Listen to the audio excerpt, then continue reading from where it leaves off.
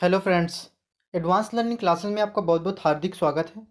आज की इस वीडियो में हम लोग पढ़ने जा रहे हैं पार्ट्स ऑफ द सेंटेंस। इसके पहले हम लोगों ने जो सेंटेंस था वो सेंटेंस कितने प्रकार के होते हैं भाव के आधार पर, यानी कि on the basis of sense how many kinds of sentence we have already seen. In this video we are going to study about parts of the sentence. ठीक है ना दोस्तों, तो आज की इस वीडियो में हम लोग क्या पढ़ने जा रहे हैं, पार्ट्स ऑफ द सेंटेंस। तो सबसे पहले जो हमारा सेंटेंस होता है उसमें क्या होता है कि उसमें एक तो ऐसी चीज़ होती है या फिर ऐसा जो वाक्य होता है। अगर हिंदी में बात करें तो जब कोई एक वाक्य होता है, वाक्य बनाते हैं तो हम उसमें किसी व्यक्ति या वस्तु के बारे में बताते हैं या कुछ उसका नाम लिखते हैं। इसके बाद उस व्यक्ति या वस्तु के बारे में कोई बात लिखी जाती है। तो क्या होता है, कोई भी जो हमारा सेंटेंस होता है उसमें दो चीज़ें होती हैं। कोई एक व्यक्ति होता है और उसके बारे में हम लोग कुछ क्या बताते हैं। तो इस प्रकार पूर्ण भाव व्यक्त करने वाला एक हमारा क्या बन जाता है, वाक्य बन जाता है। प्रत्येक वाक्य इस तरह से हमारे कितने भाग होते हैं, दो भाग होते हैं।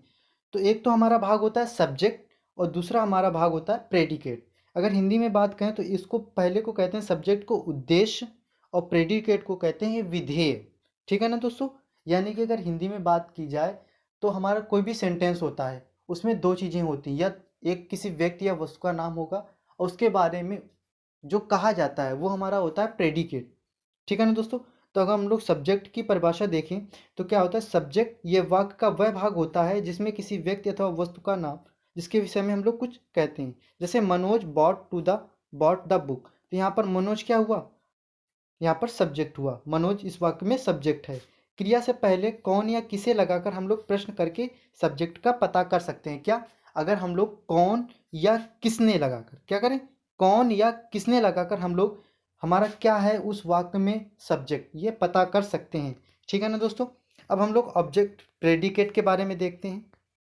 तो यह वाक्य का वह भाग होता है जिसमें सब्जेक्ट के बारे में हमें क्या क्या कुछ बताया जाता है। ठीक है ना दोस्तों, क्या इसमें कुछ बताया, जैसे यहाँ पर जो एग्जांपल था मनोज बॉट द बुक, इस वाक्य में बॉट द बुक क्या कर रहा है, मनोज कर क्या रहा है, हमारा सब्जेक्ट के बारे में क्या बताया जा रहा है, यही तो बताया जा रहा है ना कि मनोज किताब खरीद रहा है। तो वो कौन सा पार्ट हुआ, वो जो पार्ट जिस पार्ट में ये बताया जा रहा है, सब्जेक्ट के बारे में कुछ भी बताया जा रहा है, वही हमारा क्या कहलाता है, प्रेडिकेट कहलाता है। तो इस वाक्य में सब्जेक्ट को छोड़कर शेष जो भी बचता है और ये बचा हुआ भाग है वो क्या कहलाता है, हमारा प्रेडिकेट कहलाता है। अब इम्परेटिव सेंटेंस में हमारा क्या सब्जेक्ट, उसमें तो डायरेक्ट हमारा क्या होता है, इम्परेटिव सेंटेंस जो होते हैं उसमें जैसे इम्परेटिव सेंटेंस की बात की जाए तो शट द डोर, तो यहाँ पर सब्जेक्ट तो आया नहीं, डायरेक्ट वर्ब आया, उसके बाद हमारा क्या आ गया, ऑब्जेक्ट आ गया। तो वहाँ पर जो हमारा सब्जेक्ट होता है यू, वो क्या रहता है, अंडरस्टूड यानी कि छिपा हुआ रहता है। जैसे गो गो टू, मतलब कि गो टू द टॉयलेट, अरे कुछ भी हो सकता है, गो टू द रूम, ठीक है ना, तुम वहाँ जाओ। तो यहाँ पर यू सब्जेक्ट क्या रहता है, वहाँ पर छिपा रहता है। ठीक है ना दोस्तों, अब हम लोग बात करते हैं, सबसे पहले इस टेबल को सिंपली से देखते हैं ये कैसी होती है। देखो ये जो पार्ट्स ऑफ सेंटेंस होता है ये आप देख सकते हैं इजीली, किसके कितने पार्ट्स होते हैं, इसके दो पार्ट्स होते हैं। एक तो सब्जेक्ट होता है और दूसरा हमारा प्रेडिकेट होता है। अब हम लोग जो सब्जेक्ट होता है उसको हम लोग भी दो पार्ट्स में डिवाइड करते हैं। उसे हम लोग एक तो बोलते हैं क्वालिफायर और दूसरे उसको बोलते हैं हेड वर्ड। क्या बोलते हैं, एक को बोलते हैं क्वालिफायर और फिर बोलते हैं हेड वर्ड।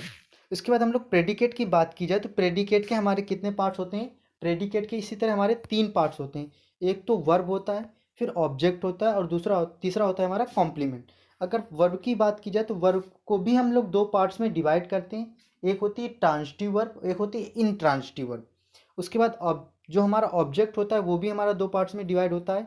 एक तो हमारा होता है डायरेक्ट ऑब्जेक्ट और दूसरा होता है हमारा इनडायरेक्ट ऑब्जेक्ट। ठीक है ना दोस्तों, इसका जो कॉम्प्लीमेंट अदर वर्ड्स आते हैं उनको हम लोग कॉम्प्लीमेंट बोलते हैं।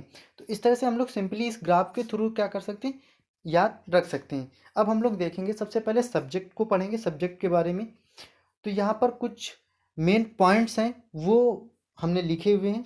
तो सबसे पहले क्या आता है, हेड वर्ड में सदैव नाउन शब्द ही आता है। हमारा जो सब्जेक्ट होता है, सब्जेक्ट में एक हेड वर्ड होता है, तो हेड वर्ड हमेशा क्या होता है, नाउन ही आता है। सब्जेक्ट का जो मुख्य भाग है हेड वर्ड, जिसे हम लोग मुख्य शब्द होता है, हेड वर्ड के अंतर्गत काम करने वाला आता है और इसे मेन वर्ड भी कहते हैं। इसे हेड वर्ड को क्या कहते हैं, अगर सिंपली सी बात की जाए तो इसको मेन वर्ड भी कहते हैं। अब हम लोग बात करते हैं कि जो क्वालिफायर होता है, क्वालिफायर के अंतर्गत क्या क्या आता है। जैसे हम लोग सब्जेक्ट के दो पार्ट्स किए ना, कितने पार्ट्स किए, दो पार्ट्स किए, ठीक है ना। एक के अंतर्गत हमने क्वालिफायर रखा और एक के अंतर्गत हमने क्या रखा, मेन वर्ड रखा, जिसे हेड वर्ड भी बोलते हैं। तो क्वालिफायर के अंतर्गत हमारा क्या क्या आ जाएगा, तो क्वालिफायर के अंतर्गत हमारा क्या क्या आता है, एक तो आर्टिकल्स आता है, फिर एडजेक्टिव आता है और पजेसिव प्रोनाउन आता है। पजेसिव प्रोनाउन जैसे नहीं, हीज, जैसे दिस इज हीज आता है, तो इनसे क्या होता है कि ये पजेसिव प्रोनाउन होते हैं। अब यहाँ पर हम सबसे पहले एग्जांपल्स के थ्रू देखेंगे कि किस तरह से इसमें कौन सा क्वालिफायर है और कौन सा हमारा मेन वर्ड है। तो सबसे पहला जो हमारा एग्जाम्पल है, ये हमारा एग्जाम्पल कौन सा है, अ यंग मैन रैन। तो यहाँ पर सबसे पहले हम लोग देखेंगे कि सब्जेक्ट और प्रेडिकेट क्या है। तो देखो, ये तो सिंपली सा पहला जो इतना पार्ट है, ये हमारा क्या है, सब्जेक्ट है। और क्या कर रहा है, इस जो सब्जेक्ट के बारे में बताया जा रहा है, वो किस में बताया जाता है, प्रेडिकेट में बताया जाता है।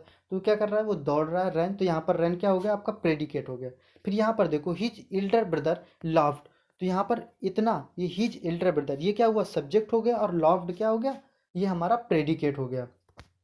अब ये देखो, इसमें कितने, दो वर्ड्स हैं। तो इसमें भी हमने पहले पॉइंट्स आपको बताते हैं क्या होता है।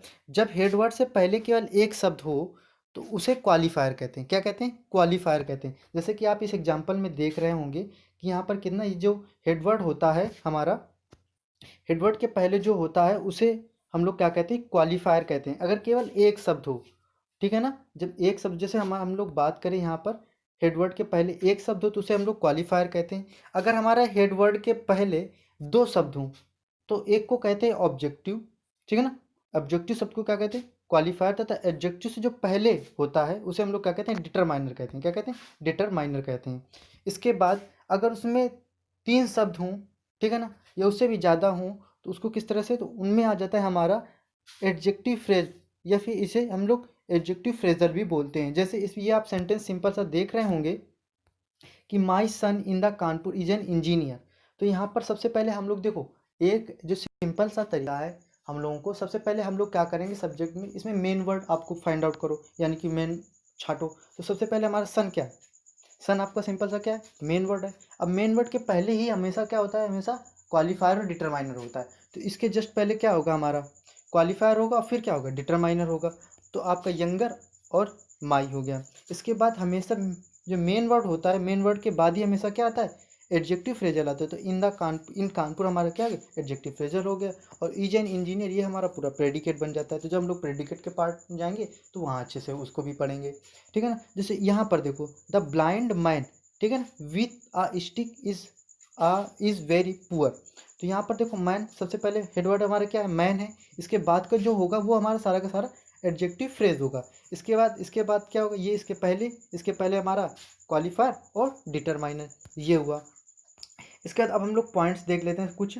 इसी में एडजेक्टिव में केवल एक शब्द होता है, क्या होता है, एडजेक्टिव में केवल एक शब्द होता है। और एडजेक्टिव किसी नाउन की क्या बताता है, विशेषता बताता है।